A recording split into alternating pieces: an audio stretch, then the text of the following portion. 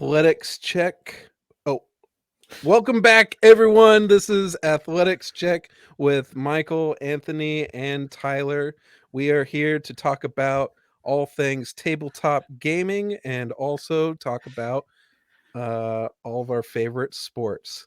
And to start off, I'm the one starting off the podcast today because we did our vibe check before the podcast started, and I rolled a 13, which was the highest. And so here we are. And my first question I wanted to ask was for Anthony, and I wanted to ask him what he was watching just before the podcast began. Tell us a little bit about that. Okay, just finishing up some second round NBA playoff action. And this is kind of a long-term rivalry going back to the 90s. It's the Miami Heat versus the New York Knicks. Now, of course, none of the players from the 90s are still on these teams, but there's still there's still bad blood between the two teams. And you're in the second round fighting for the semifinals. The Heat were up 3-1, meaning they have 3 chances to eliminate the Knicks, basically, because it's the first best of 7, first team to win 4. Oh, you move on to the next round. So yeah, it's interesting. You can lose 3 games and still advance as long as you win game 7, basically, which is like one of the most fun things we have in sports. That's hype. Game 7 is so much fun, and a lot of people will argue that if people who are conspiracy theorists might say that the fix is in for things for the league to try and make certain calls or do certain things so that way you get as many game 7s as possible, because those are going to get the most amount of ratings. Sure. You have ticket sales. It's another game or 2 of ticket sales plus ratings plus of course, you think of the Super Bowl and Super Bowl commercials, but when it comes to basketball and NBA, like this is kind of like a hot time to endorse a lot of products. And so when you have 3 more games as opposed to one team sweeping in 4 games, you get a game 5, a game 6, a game 7. The league has so much more income from all of these different advertisements and whatever else, and really just time to plug their own stuff too, like the NBA draft comes up at this time, or watch NBA TV, or get the streaming package for next season, all these things. Not only that, but also I wanted to say, I'm sorry I cut you off there, but and I also wanted to say it's more likely that people want to tune in for like the playoffs and like the championship games too, just because it's the cream of the crop. The people who wouldn't have won the championship might have be off on the done for the season, and now it's just the best players playing against the other best players out there. High quality content. I was just gonna ask a really basic question. How do you spell Knicks? Is it like a bunch of guys named Nicholas, or Yeah, that's funny. Because I actually wanted to ask you guys about a certain Nick later in the show, non-sports related, but remind me to get to that later. That's a little tease for later. We'll pencil that in. So Knicks, the team Knicks is short for Knickerbocker, or the New York Knickerbockers. So Knicks is Knicks. That's what it's short for? Yep. I knew how it was spelled just because I've seen it around, but I didn't know it was short for. That's like when you told me that. Ask those questions. Oh, that's wild. That's wild. Yep, the New York Knickerbockers. And actually, just over the last month or 2, there's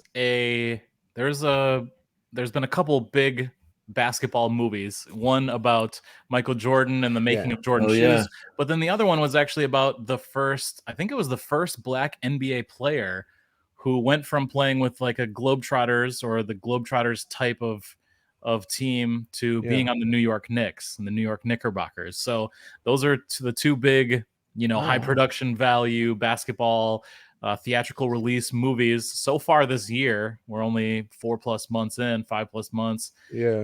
And that was one of the other big movie was actually about the New York Knicks. What's that movie called?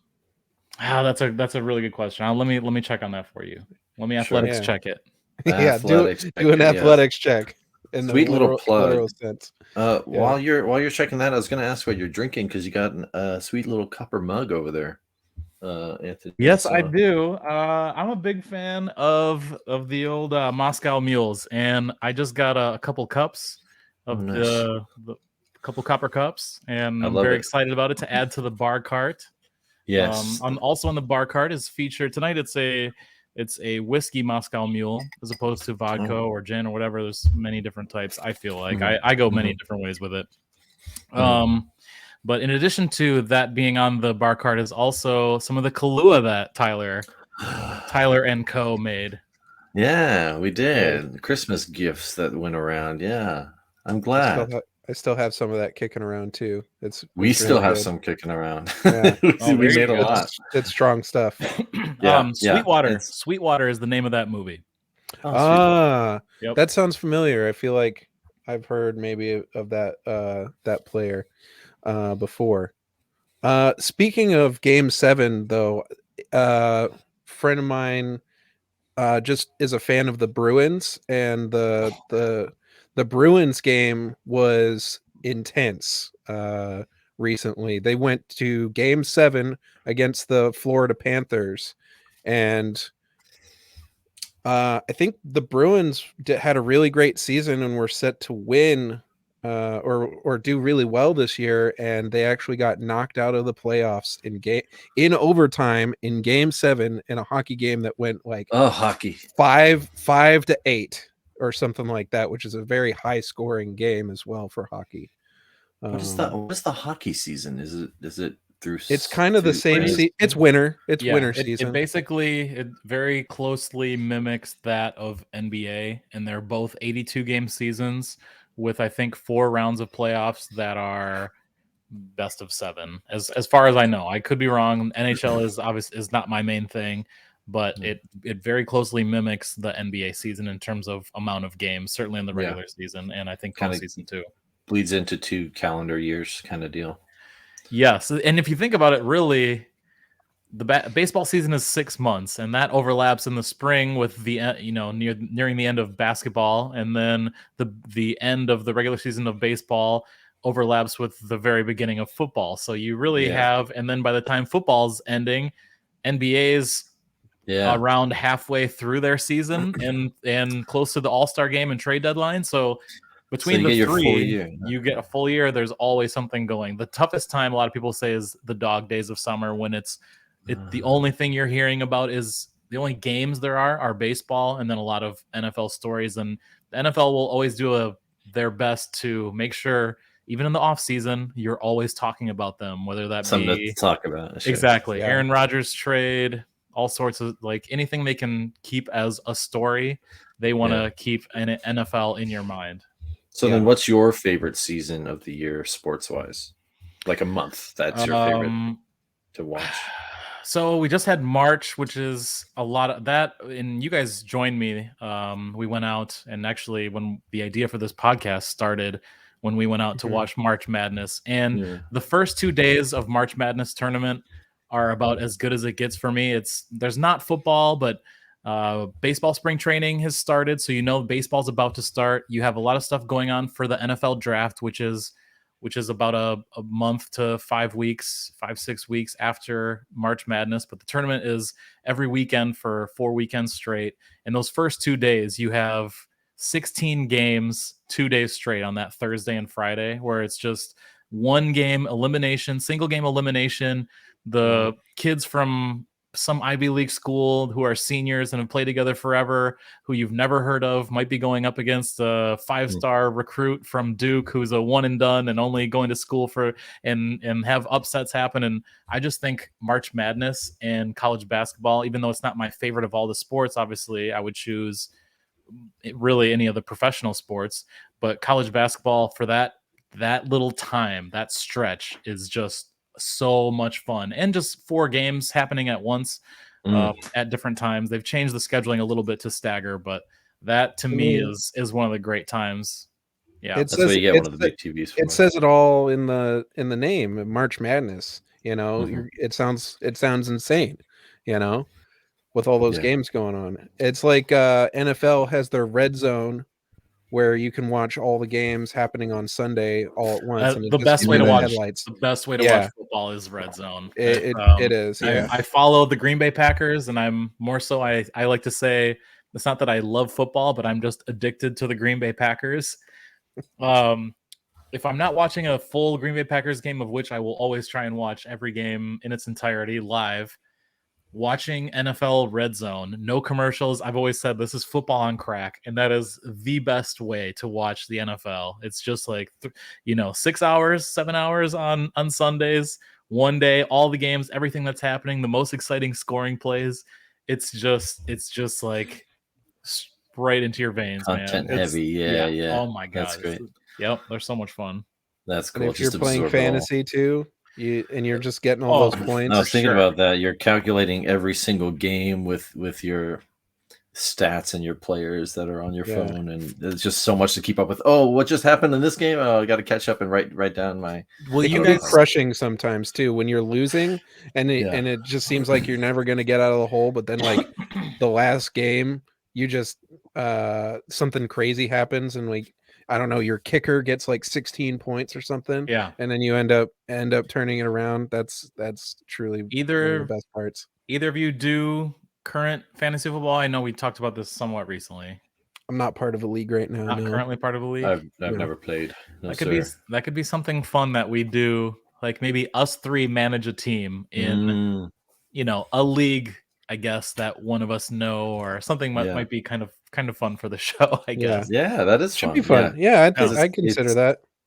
It's a cultivation of stats and comparing them and seeing what happens when the actual game is played. What I'm talking about D&D right now. Exactly. It's math and gaming. So that's and it's all up to chance. It's all up to chance. Like who wins could be the roll, of a dice. Yeah, it's truly 1 in 100. Yeah, exactly. Yeah, your best player could be on injured reserve, and you never saw it coming. Yeah, that's right.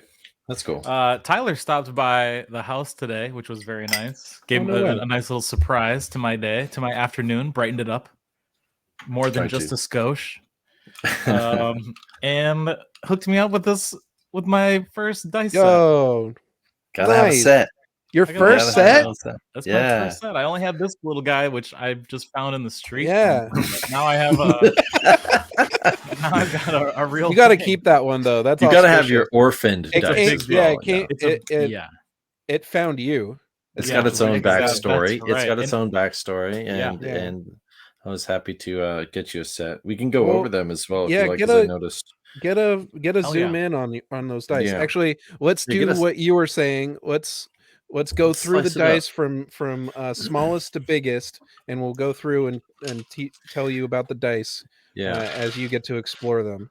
Explain that because we were doing our vibe check before, and I told you to grab a D20, and you said which one is that, and so we should definitely go over the dice. Should we start? Wait, should we start from the top or from the bottom? From the top, I think, because he knows the D20 now.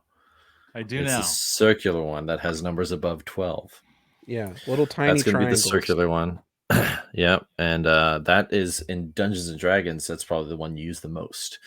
Yeah, you're going to be rolling that just to add your modifiers to it, add your character statistics to it, and the difficulty that the dungeon master is setting in their head has to do with the D20 roll. So if I say this is something pretty hard, not too hard, it's a difficulty class of 15.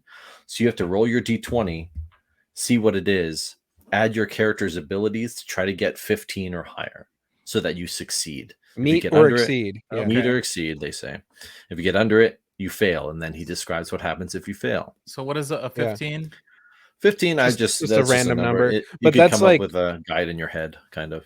But 15 also is thrown around a lot because it's kind of a challenging but not impossible number to achieve usually, because like each one of those numbers on a D20 basically represents a 5% chance.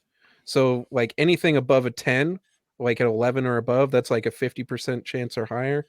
And then like a 15 or above is like a 30% chance or higher, I think, because it's like 25. Anyway, numbers aside, it's about a 1 in 4 chance just a little bit better than a 1 in 4 chance of it happening. But with your Yeah. modifiers, adjusting that will make it potentially closer Yeah. to pass or fail. Tell me Or about these adds modifiers. or- Yeah, that's a good question. So let's say I am a very classic character. I'm like this barbarian, big buff dude, super huge muscles, doesn't even need armor because he just gets a cut and just shrugs it off, right? Big Viking helmet. His strength on his character sheet is going to be very high because he swings with that, he takes the hits, whatever. However, in classic tropes, that kind of character doesn't always have the highest of intelligence scores. So if I ask him to make an intelligence based check, like to recall information or to think about something, he's not going to have a high number associated with his intelligence. or So even when he could have a negative modifier too, could have a which would actually negative make it number. harder. Yeah, to so it's recall harder for him information. to reach that 15 or that difficulty class that is set How is a modifier decided? by roll of the dice. Sometimes it's random chance, and Okay. there are some ways that you have some control over influencing that, like, but most of the time the ability scores are generated like during character creation, and they aren't altered that much during the Mhm. course of a game. They kind of represent a core facet of what a character is. And so like for instance, but oftentimes, I mean, there's different ways to approach generating those numbers too. Like That's true. old school games, you would roll 3 6-sided die, so just 3 regular dice, Yep. adding them together, and then you roll them in order. So your ability scores are rolled in the order that they're laid out on the sheet. Yes. So yeah, if you roll 3d6, your lowest is 3 if you got all ones, your highest is 18 if you got all sixes, and that would tell you, that directly Sure. associates, like if you have an 18, there's a little chart that you use and it says 18 means you have a +4 to Mhm. your checks. Because the lowest you could get is 3, right? With obviously 3 with die. that kind of, with 3 die. So the exactly right. original game was 3 6-sided die, and with Roll them, that's what you get. with the new additions, and you said we're on edition 5 right now, Mhm. Yeah. is how the common- other ones came into play. Yeah. A Yeah, common kind of way spawned from it. Yeah. a common way that character stats are generated now is you roll 4 d6s and then you drop the lowest die roll. So if you roll 4 d6s, you get, let's say, a 2, a 2, a 4, and a 6. You would lose the one of the 2s, and you Yep. would keep the 4, the 2, and the 6 for a total of 12. I'm so shocked that I followed most of what you just said, and I fell behind for a second because when you said 4D, 4d6, I was that's what it's thinking called, yeah. 46. Like, Yeah, like the number Oh, 46. yeah. 46 Yeah, you're gonna hear and that a 2, lot that's cool. from us, unfortunately. When Yeah, we say, so if we say, 8d6 is you'll not hear- 86 dice. damn. yeah, or Damn. 2d4. I don't, I'm not saying 20 wrong if I say Yeah. 2d4. 2d4. Yeah. Who's this 2d for? Yeah. So yeah, What's that's a duty? another common thing that has changed with the different editions as well, is that they would say like 2 dice 6 or something like that. I think I'm saying that wrong. I don't remember, but yeah, 2d6 or 3d6, and then you'd roll for all 6 of the stats that are in the game, Okay. being strength, dexterity, constitution, intelligence, wisdom, and charisma. And Those that are is 6 the order. categories. Those are the 6 categories of what make up base stats for your character. Really? And that's done at the beginning of the game, That's done, basically? almost pre-game, like almost pre-season, I would That's say. session 0. Ooh, look at you with a little That's throwing a little the sports lingo at me. spring what's it called? The spring training. training. Yeah. Wow. Getting your That's the stats backstory. together. I That's went the to spring backstory. training this year in Arizona. Yeah. Oh, no kidding. way. Yep. I went home for Wisconsin for a little bit, and then on the drive home, I've taken a couple different routes. I've actually taken 3 different routes every time I've gone from Wisconsin to Oregon. And this time it was February, so I wanted to try and get to Denver first, or as quick as I could, and have some friends there, and then try and go a southern warmer route through New Mexico, which I've never been to, Arizona, which I love, and California, which I have some family in and haven't spent much time there, but a little bit since I moved to Portland. And since we were coming through Arizona at the end of February into early March, that is the beginning of spring training, where every MLB, Major League Baseball team, goes to either Arizona or Florida for basically to play against each other for a month and get ready for the season for a 6-month grind.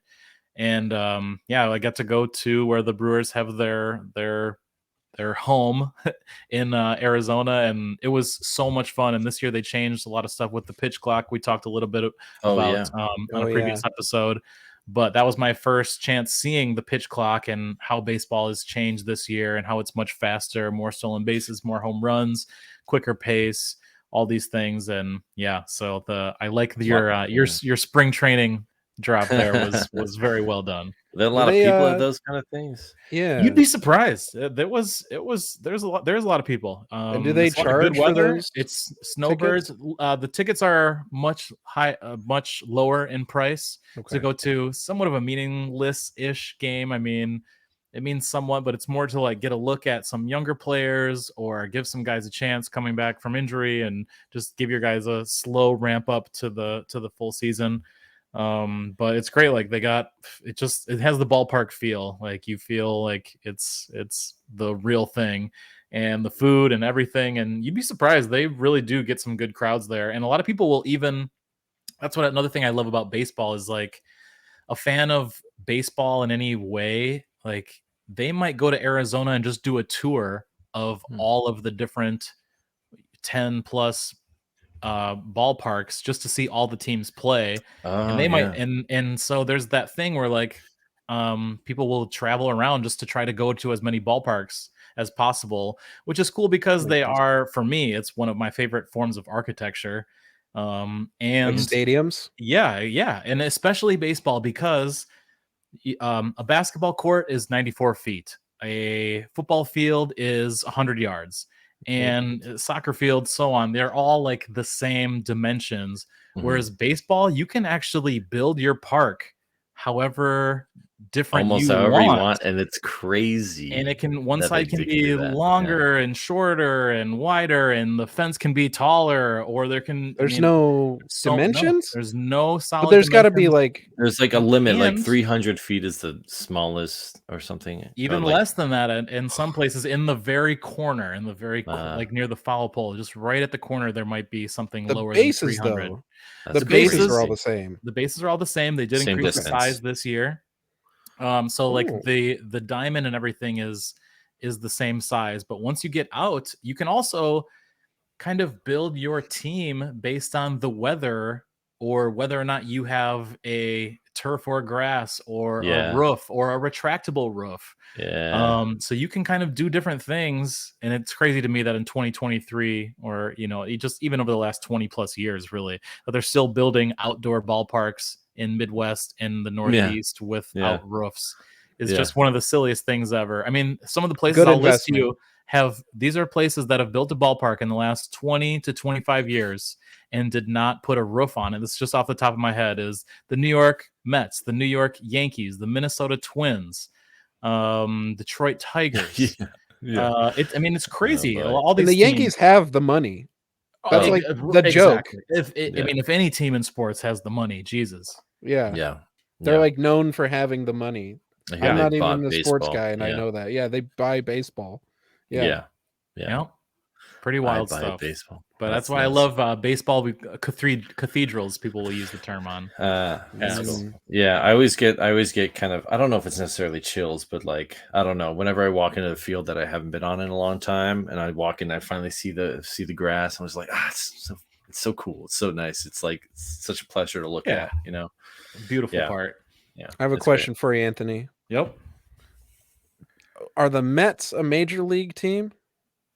The Mets are a major league team. So New York used to have a bunch of teams until probably pardon me if I'm off a little bit here, but late 50s, early 60s, in the 50s into the 60s is when the New York lost 2 teams, and it had 3. It had the New York Yankees, of course, but it also had the New York Giants, the baseball Giants, not the New York football Giants. And then you also had the Brooklyn Dodgers. So at one point, really, the Major League Baseball wasn't much further west than Texas and Minnesota. I mean, so then you had the Brooklyn Dodgers become the Los Angeles Dodgers. The New York Giants became the San Francisco Giants. And so it was a little bit after that the Giants had left and the Brooklyn Dodgers had left that New York decided to get another team, and that was the New York Mets, and that would have been the late 60s. So somewhere in the next 10 to 15 years, I would say, of when the Giants and the Dodgers went from New York, literally entirely across the country, to California, is when the New York Mets became a team. Interesting. Yep. Interesting. Yeah, that's the only Major League Baseball stadium that I've been in. Then I've seen a Mets game. When? What year was this? Because they've changed over the last 15, about 10 to 15 years ago. It would have been, and the Yankees got new stadiums at the same time. It would have been 2006, I think. Oh wow! So, gosh, I can't think of what it's called. It was in Flushing, New York. Flushing's Queens, yeah. Yep, Queens, New York. I know that also too because my mom's from Flushing's. Hell yeah! So, okay. Oh damn. So it was it wasn't a family trip. It was a school sponsored trip. But Shea Stadium. Shea State. That's it. I went to Shea Stadium. Yes, yeah. And they're not at Shea Stadium anymore. Nope, they're not. They've moved to a new ballpark. I want to say in like 2009, 2010. Well, I got to go there to the same stadium that my mom would have gone. And there was the apple. There was the apple in center field-ish. Like you'd remember an apple. Yeah. I think you'd remember an apple. Yeah, sure. Yeah. You go to the Giant Stadium, you remember the giant Coca-Cola. The giant, yes, and the glove, yeah. And the glove next to it, yeah. I was gonna say I forgot. I don't know if Tony knows, but I don't know if we told him, but both of our moms are from Queens and both of our dads are from Oregon. Shut up. Yeah. Yeah, same guy. We're the same guy.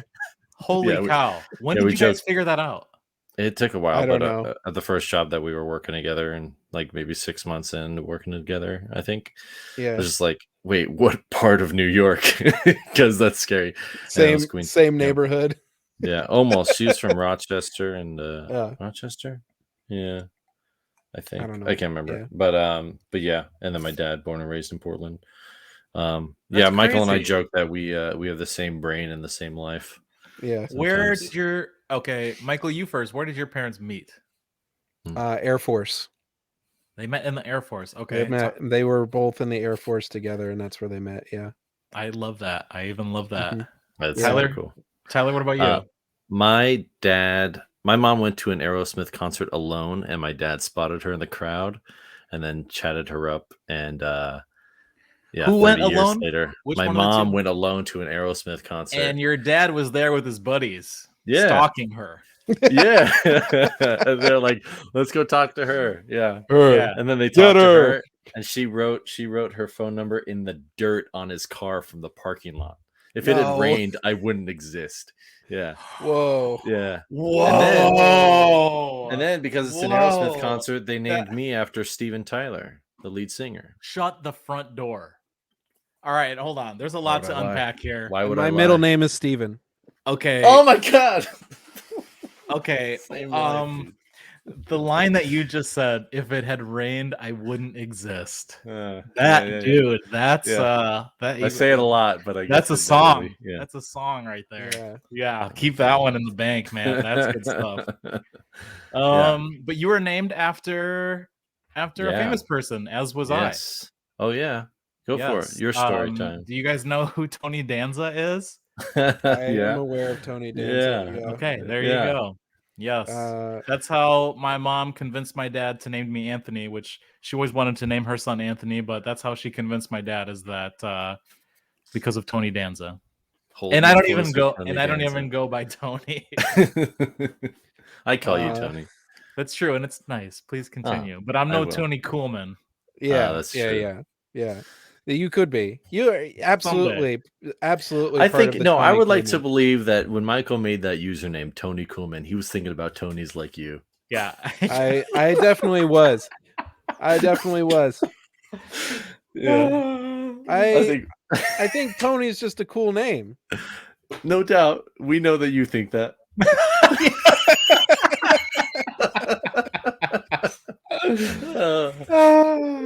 On that note, I'm going to segue us out of here to the next die in order because we've only done one. Yeah, let's circle back. Let's circle Yeah. back. Let's do the Okay. next one. And this is actually the one that you already own, Tony. Mhm. This is the one, the D12. You're yellow. You're yellow boy, the kind of orphan. the black sheep of the polyhedrals of Why standard is it the D&D. black sheep, Michael? Well, it doesn't see much love in regular play. We talked about how the D20 is the poster child. It's the one you see the most. Yeah, you've got two two D12. you've got two D12. So you're ready to play a barbarian because that is the one class that tends to use that die the most. Maybe some magic users will use a D12, but just overall, there isn't a whole lot of uses or as many uses for that die because it's used for like one weapon uses it in fifth edition. So Maybe two actually. I think a lance uses it. And then So you're like, let me okay, let me Go ask ahead. you this, since Yeah. I think in our first episode I talked a little bit about how I even knew a little bit about D&D was because of this Weezer song called "In the Garage," and Right. it talks about D&D. I've got a 12-sided die, so that's how I know that a 12-sided die exists. And so that would have been like 94 that came out.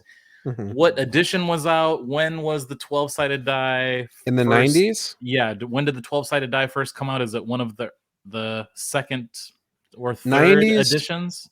90s would have been second edition D&D I believe, because the 80s was all about the basic expert set, which was, or they also included the like there. It's also called the Beckme set, which is like the expansion to the basic expert. But mostly it was just basic expert. Came out in the early 80s, and that carried kind of through the rest of the 80s, and that was the standard kind of edition then. I think. And then in the 90s, they came out with second edition, which is most people nowadays, at least the gamers who were actually playing in the 90s, that was the set that they kind of grew up on. And that would have been like prior to third edition, obviously, which came out in believe the year 2000. So most of the 90s was all second edition. Year 2000. Keep going. Sorry. Yeah. Please Okay. keep going. 2000. Yeah. But during the 90s was when Wizards of the Coast actually bought out the original company that owned the rights to D&D, which was TSR, or Tactical Studies Rules. You know so much more than I do, man. I just roll the dice, I guess. Yeah. You know a lot more about the history. History check. This is the segment. It was a hard DC. I failed it when I rolled in my head, my intelligence on the matter. Same intelligence, same brain, but I have proficiency in D&D history. Michael, what were you named after? What was I named after? Yeah. I think the story I've heard is that my dad, when I was born, had a list of names, like one of those and he rolled a D12. No. It's more 12 names. It's more nerdy than that, really. He had a whole list of names.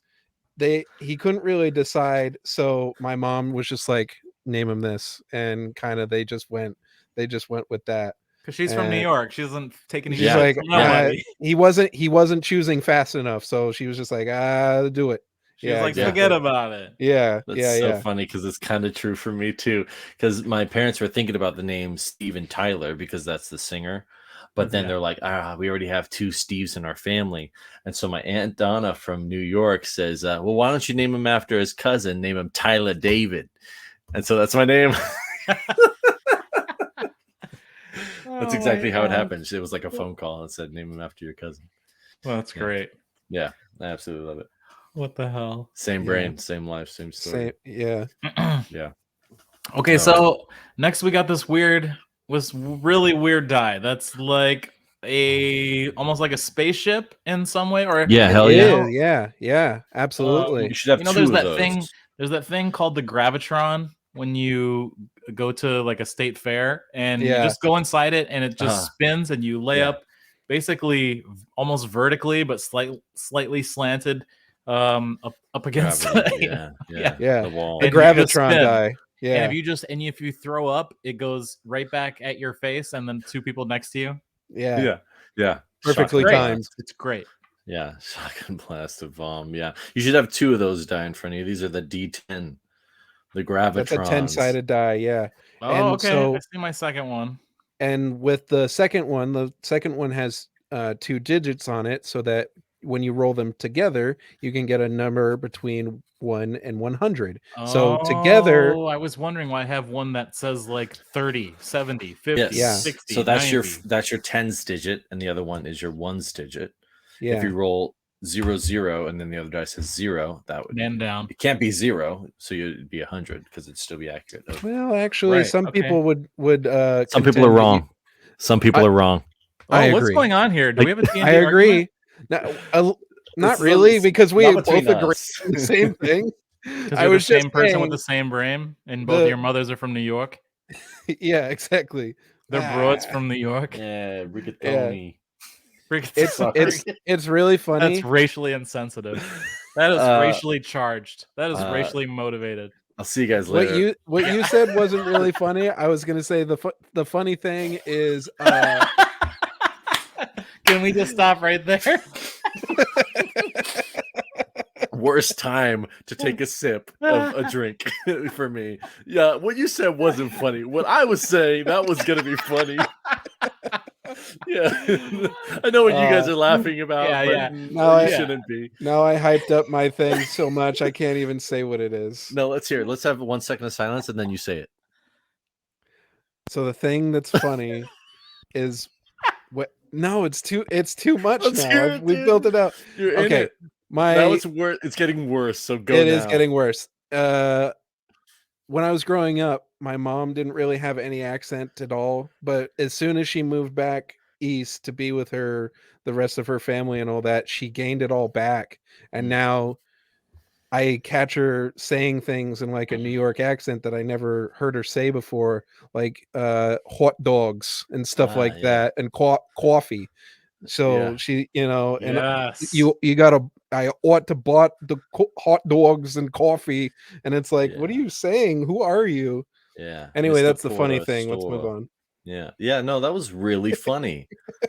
I will say that is a real thing, though. That it is. I was taught this just about like someone can go somewhere and have a different accent or have less of an accent or something that's a little bit more, I don't know if you want to say mainstream or just that you wouldn't pick something out about where they are from geographically. But even as they're on the way back to that place, not necessarily in that city, that state, county, whatever, but even on the way back up, as you start to think of that place and the people as someone returns home, that even something as simple as that will bring back somewhat of an accent or how you say certain things, or even words. Like that's when kind I of go crazy. to California, I start to say hella again. See, there you go. I never say that over here. Yeah.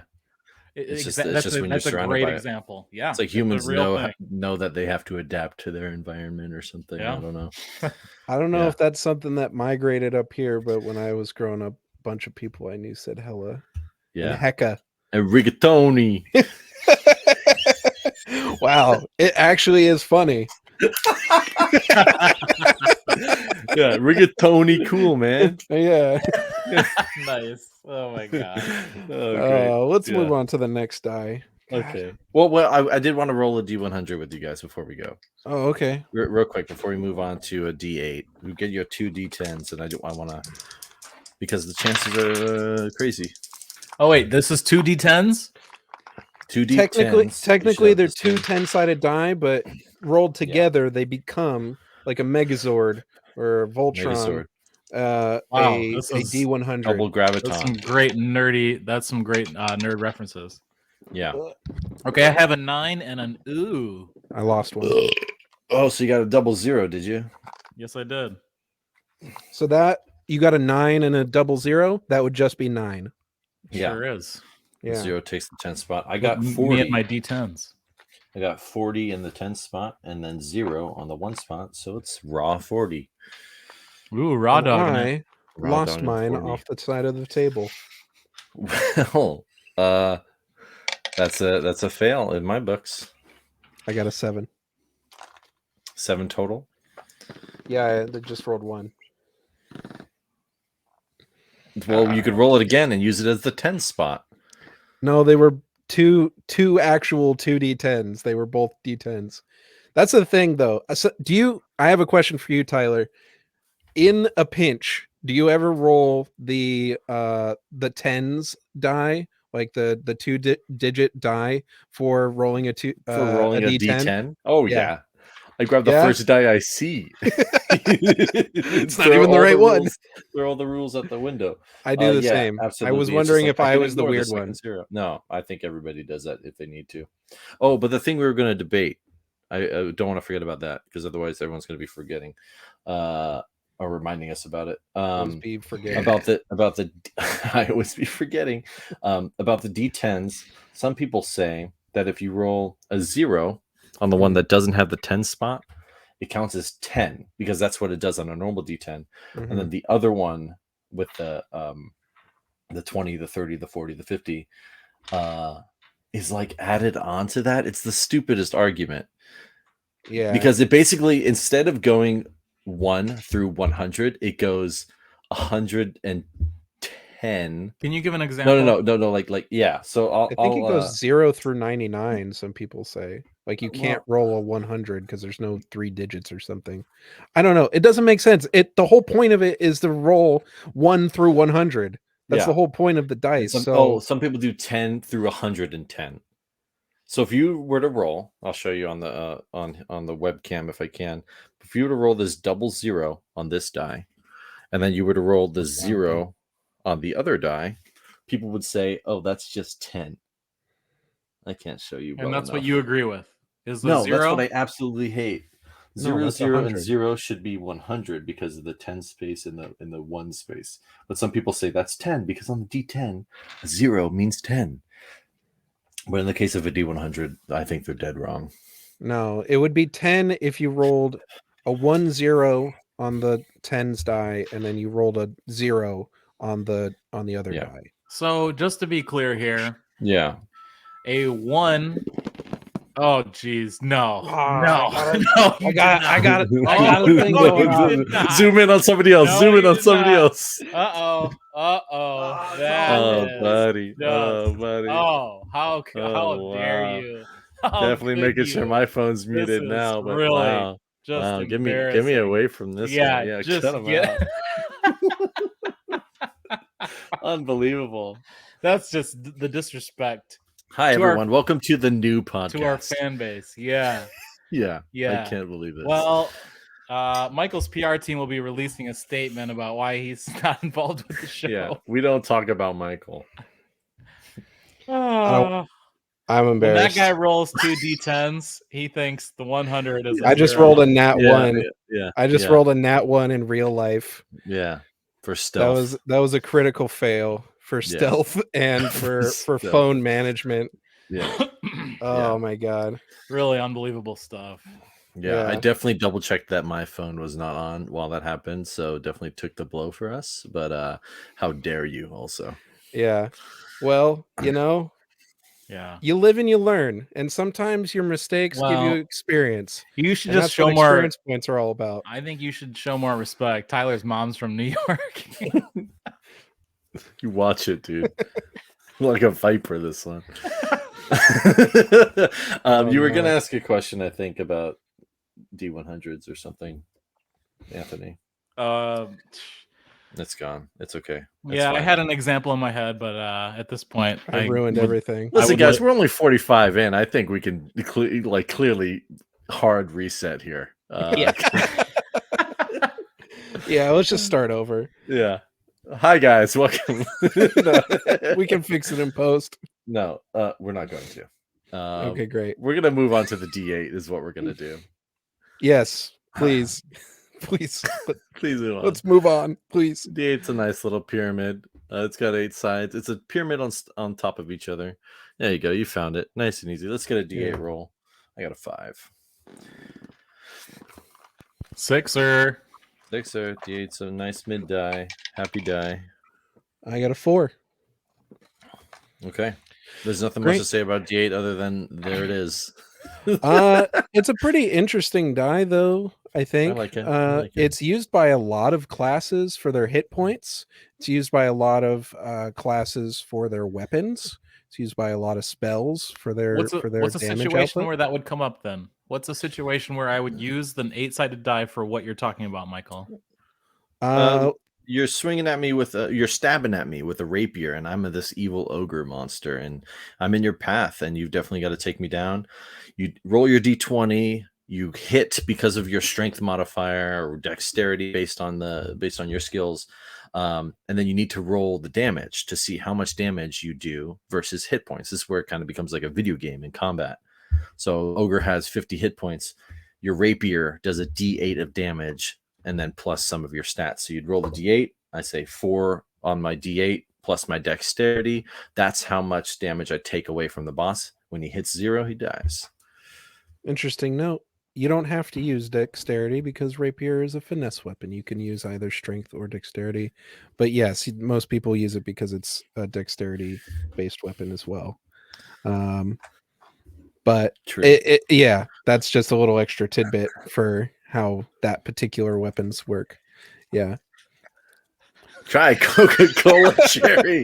Thanks for zooming in. Yeah, we got the sponsored Coca-Cola ad shot. For everyone listening in. Definitely when I took a sip while Michael was talking of my Coca-Cola Cherry, Anthony decided to do a hard zoom in on my face to make sure everyone got it. The show called for it. The show called for it. Yeah, absolutely. I appreciate it very much. It's our sponsor. And we get paid a lot by them, so it's worth it. I'm more of a Pepsi guy. Not the case. Yeah, I was gonna say we'd be lucky to get a Fago. Hey, I'll take what I can get. Coca-Cola, if you're listening, all you Coca people out there, we can throw anybody under the bus that you need us to. Don't worry. Yeah, we'll throw them over the bus. We're strong. We're athletics checking. Yeah, we're going to everybody's favorite die. It's the D6. It's the most common, at least. This is the popular the die that everyone thinks of when you say grab some dice. That is the dice that most people will think of, probably because it's involved in every other game ever throughout the history of time. Exactly. Am I right? Yeah. Well, yeah. Games. Yeah. Fun fact. Sports. One of the oldest dice in history was actually a D20 with Greek symbols on it that was found in ancient Egypt. So really, yeah, they were using 20-sided dice all the way back in 2000 BC. King Tut was playing D&D. I don't know if I think about that a lot. Yeah. Think about that a lot. King Tut, Cleopatra. You heard it here first, folks. Ramses the second. Ancient Egyptians played D&D. They started it all. Yeah. And they did it with the Greek alphabet. Who knew? Yeah. Why do you think that they talk about being the morning and the evening star, dude? They're just being the DM, explaining that they're the gods in the world and are role playing them. Yeah, morning star. We are. This podcast is so subtly satanic. It's unbelievable. That's what we're talking about, dude. That instantly people start thinking, like, what's going on? That sounds satanic. That sounds evil. It's really just people nerding out about culture and stuff that they made up. It's pretty metal, but it's low-key it's a misconception, I think. very, very wholesome things are happening in the D&D world as we're slaying demons Yeah, and we're we're the fighting monsters. raising We're the the good undead to guys fight for here. us. Yeah. Yeah, Mhm. yeah, exactly.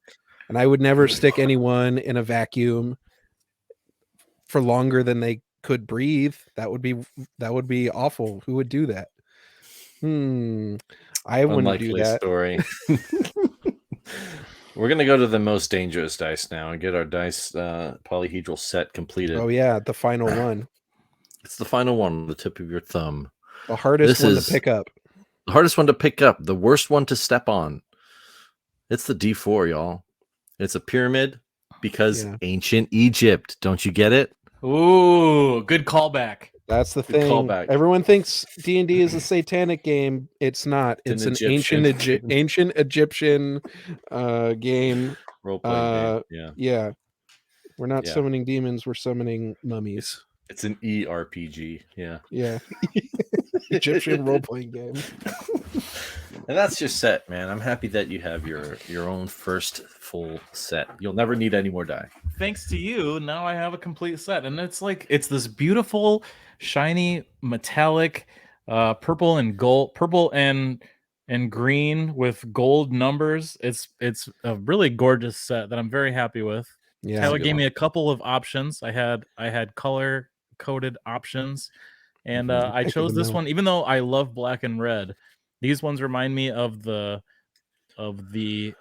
color scheme and jerseys that the Milwaukee Bucks used to wear in the 1990s through the mid 2000s.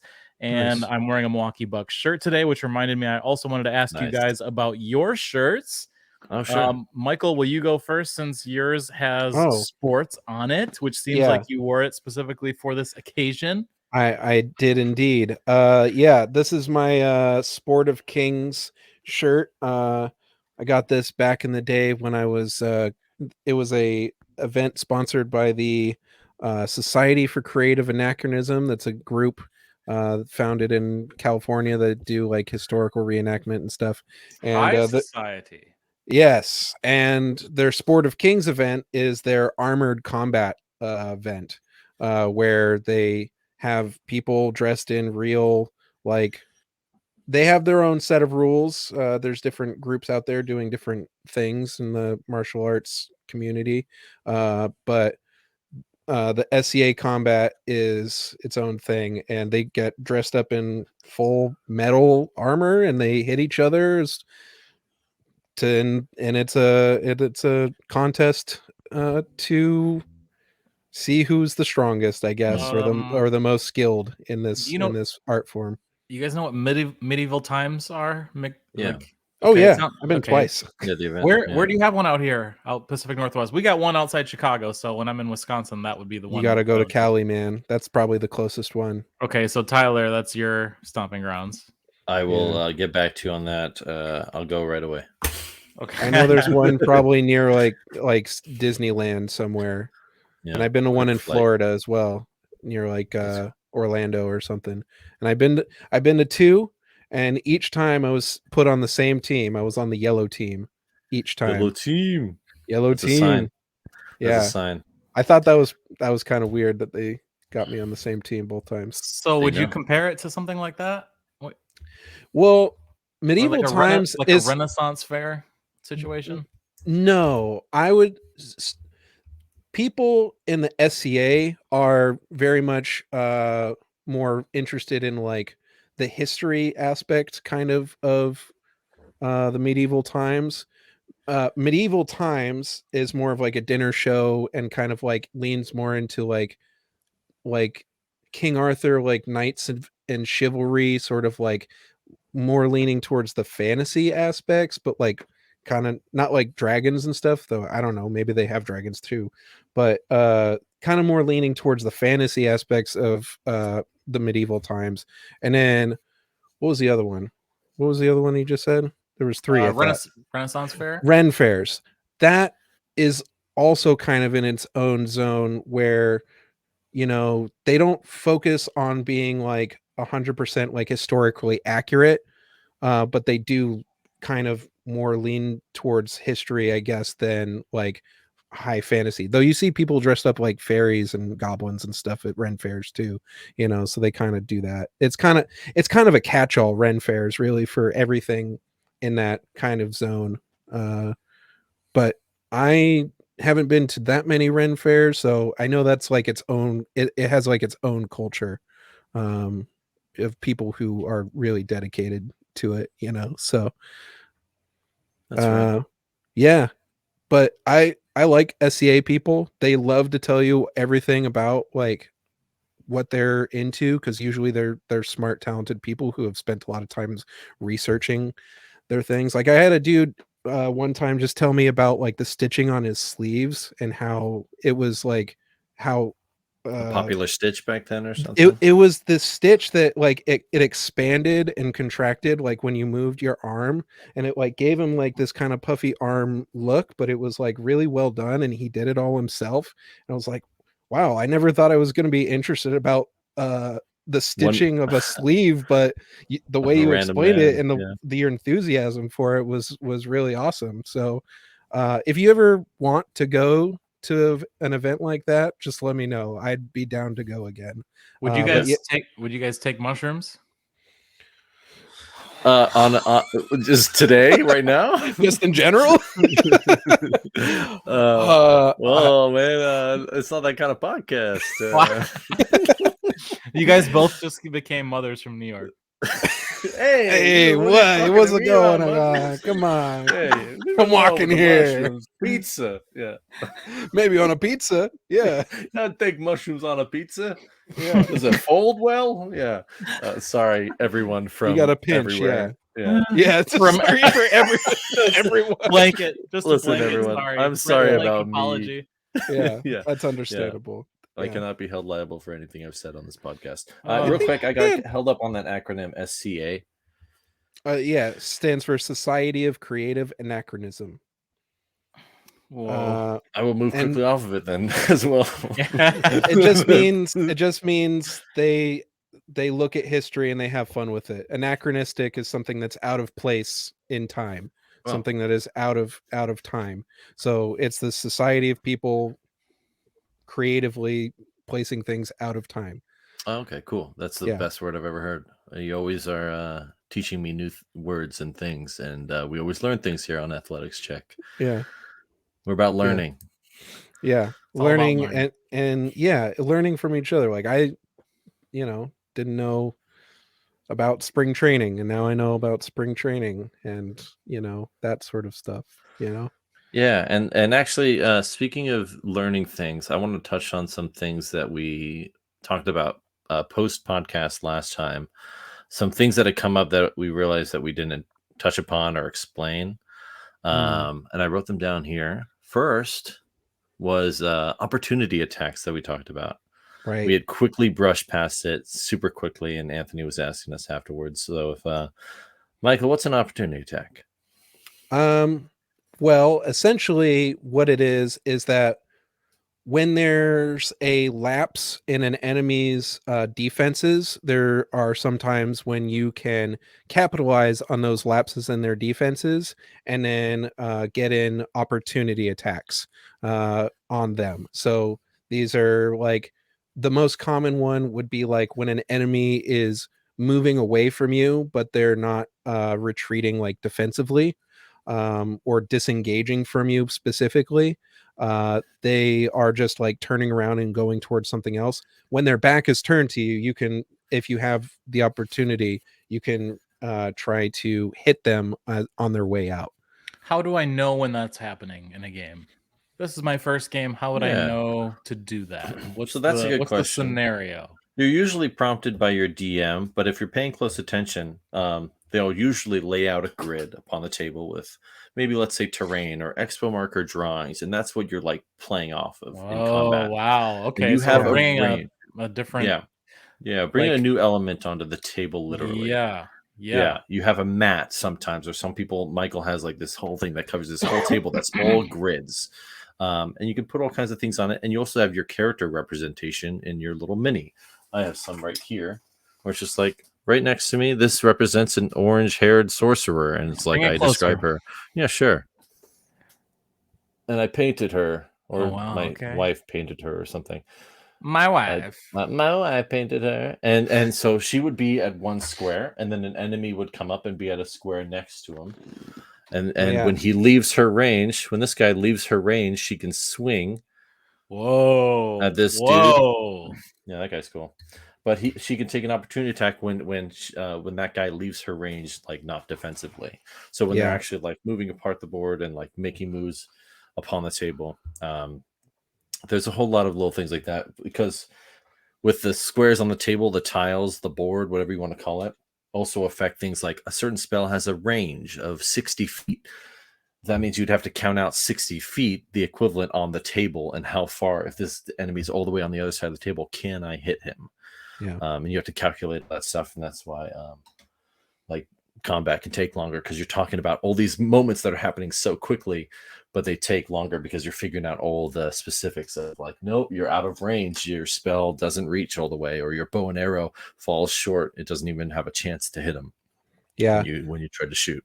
Sometimes a 1 minute fight can take as long as a 2-hour conversation in D&D, which can sometimes be really interesting and really daunting, and sometimes it can be kind of daunting. Yeah. But I mean, playing with minis is a fun part of the game. It's definitely, D&D has some roots in tabletop wargaming, which is like the whole idea for D&D in the first place was, people had these armies of soldiers on their table. Oftentimes they were just like actual historical models of like tanks and people and like muskets or whatever, or rifles. And what, the first person was just like, I wonder what this one guy's story is. They oftentimes they had these whole blocks of soldiers, and all they were like more hit points, and you didn't focus on the individual like stories of those people. But the whole idea for D&D kind of came about when they were like, no, what's this guy's story? Why is he here? What is his story all about? What makes him like tick? And then that's, okay, and then let's get a couple other people, they have their own stories for their characters, and then boom, and I'll come up with a little bit for him, and I'll control his actions, and boom, it starts taking off. And then we just need a referee. Need a referee for rules, and you just put it in a fantasy setting. That's kind of how it goes, I would say, or how it started. That's a good point. I did want to show off. I just bought these recently. They're elf adjacent Eladrin people. It's just a different kind of elf. But this is what you buy minis. This is what you can buy minis in. They come in like 2 packs, or you can buy ones offline or online. I mean, and then I break them out of the box. We have a paint night and paint them, and then put them on a little thing and put them on the table, and they're representing a character I made up. Yeah, they often come in that gray color, and then you buy paint and you paint them yourself. Yeah. All right, I love that. We'll do that with you too. Yeah, there's websites online that you could design your own and then 3D print them with your 3D printer, or get them shipped to you. Hell yeah. No, people are really into it now, and you fill up the table with all these custom minis and stuff. It's great. I also am a big fan of, I have paper miniatures, which are just a creature printed on a piece of paper, folded up, and then you can put that on the table. Tyler's got some in that style as well, where you just take a picture and you just put it on a stand, and there you go. Cardboard. I just cut the cardboard circle. Yeah. Hot glued it on there, and now it's a manticore against my red-headed sorcerer over here. And this one says time to roll on the for bottom, initiative. It's a kelpie, so it's a type of kind of magical horse, seahorse. There you go, kelpie. Yeah. I hope we answered what opportunity attacks are. Yeah, did that help with the opportunity attacks? Do you have any more questions? Is filled with so much extra the brim shit right now. I know. Yeah. Sometimes it becomes Fast and Furious. Yeah, the only other thing I had on that list really was you asked us what experience points are, and there's a whole lot about experience points that we could get into. We have to save that for another time, probably, because that's a big topic with a lot of things. But essentially, it works kind of the same as a video game. You do something, you get experience points. They get you to the next level, and the next level unlocks new abilities or new things that you could do to make you stronger. It's the growth factor. It's the I'm just a level 1 wizard. I've got very little hit points to the I'm the level 20 fighter and Aragorn level Lord that's of the a Rings very badass. clear and linear example to use. I think is video games, and I think that works really well for me. But experience points and getting into rewards in D&D and motivations for characters. Experience points is an absolute great motivator for your players to take actions and put themselves in harm's way, in the story. Yeah. Some games do it differently, which is why it can be kind of a big topic to talk about, which is just how do you reward players for what they're doing in the game. But that's kind of extrapolating what an experience point is in D&D. But it's definitely something that we'll have to touch back on. Yeah. And just to close that. And a touchback is when you get 3 points in football when you are pushed into your own end zone, and something else. I think I'm losing it here. Yep.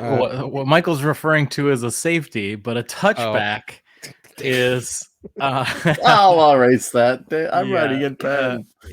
That's great. A touchback is something different. We'll discuss that on another episode. Terrible. I have to throw this whole page now. There, you put it in the notes. Touchback. It's in the notes. I got on my notes, and my notes will be there. But any plugs that we need to get into before we close this out, you guys? What are you doing this week? What's going on in your lives? What's happening in the world? What do we got? I have something to plug. Get in there, Michael. Put him in, Coach. Because of this chat that we just had about miniatures, I do want to plug these paper minis, and where I got them was from a website called giantintheplayground.com. It's a website by a guy named Rich Burlew. I think I said that name correctly, but you can let me know if I didn't. He's been making a comic called Order of the Stick, which is kind of based on stick figure characters. He's been writing it for a long time. I've been reading it probably for over 10 years now. And I just really like his stuff. I really like his website. I feel like it should be, I don't know how, it's fairly popular. I'm sure people in the D&D space have heard of it, but if you haven't heard of it, you should go check it out. And it's a funny podcast, or not podcast, but a comic that you should definitely try giving it a read, and pick up these minis from his website. They're from his Monster for Every Season series. So awesome. Go check those out. Awesome. What do you got, Anthony? Later this week, I'm going to be recording an episode of Ant and Rabbit, and much of that episode will be about a lot of the career or some of our favorite movies of actor Nicolas Cage. I talked earlier about how I was going to be talking about a certain Nick and asking you, but just wanted to see if you guys had any questions, or I'm sorry, any comments, I guess, about Nick Cage. Do you have a favorite movie? Do you really hate him? Do you love him? Is he polarizing? Do you have? I love Nick Cage. You love Nick Cage? Okay, what do you have? Some favorite spots?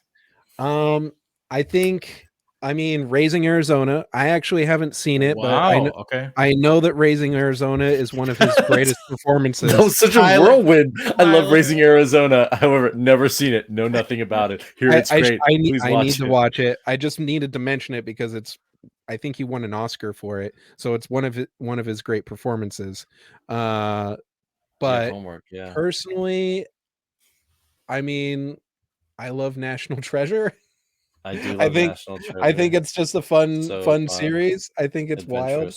I think about his D&D stats when he's rolling investigation checks and history checks. Yes. Yeah. I just watched it for the first time this week. So fun. As I prepare for this episode of Ant and Rabbit about Nick Cage. So I fired up Disney Plus, got my National Treasure on, enjoyed the movie. Feels like they were trying to go for somewhat of a new age Indiana Jones situation. Yeah.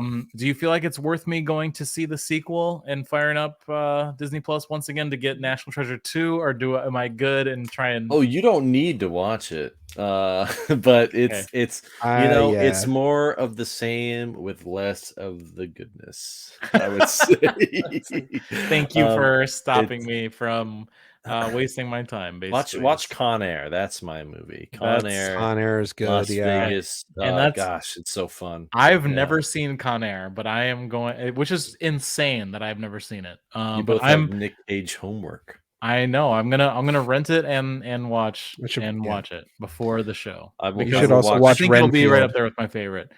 Renfield. So tell me. Just came out. Came out. I watched it just over the weekend. I thought it was really great. Really fun movie. Maybe like not. Nicolas Cage is great in it, but I don't think the movie watching experience is all about him in that movie. He's just he's great in it, but it's not about him really. But definitely see it. It's a really fun vampire flick. Oh, Yeah. that one. Yeah. Yeah. That seems fun. It was fun. I'm probably gonna watch that Unbearable Weight of Massive Talent or something. Yes, because I was that watching as well. Yeah, I was watching The Last of Us, and I already had something with Pedro Pascal in it, and so I'm like, he's Joel to me. He's Joel Miller right now, so I need him to be Joel Miller. Oh, But hearing this is fun. I love he's got the him meme so much. Yeah, he's got the meme going right now in the car, and so yeah, I'll catch up on that one. That sounds fun. I've seen that one too, and that's a very, very, very good film, and that's Nick Cage as himself, like heightened as himself. Yes, it's definitely like Nick Cage plus that you're getting in that movie. That's New definitely Game Plus. Yeah, Nick Cage plus. There we go. Love it. So have either of you guys seen Face Off? I've not. I heard it's good though. Oh well, I know Michael knows now just from that. I would guess. Take his face off. You'd be surprised at the movie Michael knows and hasn't seen. Incredible. Apparently, I love Face Off. I think it's just a dueling Nick Cage and John Travolta at their peaks. Yeah, so much fun. Them playing each other's characters and each other. It's that's cool. I think the way I would frame it is it's one of, if not the best, bad action movies. Like the ones that are bad, but they're still great and maybe good to see because they're bad. It's the best of that genre, I think. So I saw Pig recently, and that was filmed in Oregon and in Portland. Yeah. And there was special showings here as well, as we do the show in Hillsboro, just outside of Portland, Oregon. I love Pig. Pig was great in it so much. We're gonna, his performances in Pig is maybe his best performance. I am having a hard time disagreeing with you at this moment. I've watched 4 Nick Cage films just to add to just to see as many as I can before the show. But 3 of them were new, and Pig was one of them. Tyler, have you seen Pig yet? I've not. We have to watch Pig. Good stuff. It's on the list. It's like it's like a less actiony John Wick in Oregon, but with a pig instead of a dog. I don't. I wouldn't. So we all know what happens. You can't say too much about it though, because it does a really good job of subverting your expectations going into it, I think. Yeah, and don't focus too much on the John Wick comparison, but it's just it's a great movie. It was a lot of fun. I really and I agree, Michael, is one of my favorite Nick Cage performances. And what kind of movie is it? Is it like a horror movie? Is it action-y, I would say? Drama action-y kind of. Yeah, somewhere in there, I think. Yeah. It's a good if you want to learn about the true Portland, that's the movie to watch. There you go. Okay. And also I wanted to say, I just remembered Lord of War is is a favorite of mine for a Nick Cage movie. I don't know if it's one of the best ones he's done, but I really enjoyed it. So you got that to go off of as well. Very good. One of my friends, that's his favorite movie. Very good. It's a great movie. I love that movie. I don't know who else is in it, but Nick Cage in that movie, I like it. Hell yeah. Magnifique. I'm gonna plug us, you guys. I'm gonna plug Athletics Check. We are on Yeah. YouTube at Athletics Check. We're on TikTok, technically, Athletics Check 101, and you can email us athletics.check101@gmail.com. Oh, That's email what us we got some going on. questions and some topics that we need to talk Email about. us, Some naked pictures. I mean, whoa, Whatever. Not clicking on any links or attachments. We are No no links or longer attachments. accepting emails. Suddenly. box is full of Everyone 50-year-old may dudes. email us one question. That is allowed. You only get one. Yes. We'll answer as many as we can if we get one. Yeah. Let's I'll roll I'll for send the us. send-off. Yeah. Okay. We should roll for the send-off. Are we ready to send off? Let's do it. What Let's send size? it. Now that I know what they are. D20, my friend. Always Let's D20. go. Yeah, the big boy. Highest number does the send-off. I got a 3. I got an 11. I got 17, boys. You know what time it is. Thank you so much for tuning in to Athletics Check this week. I've been Tyler. We've been Anthony and Michael. Thank you for tuning in. Take care, and we will see you next time. Goodbye. Bye-bye.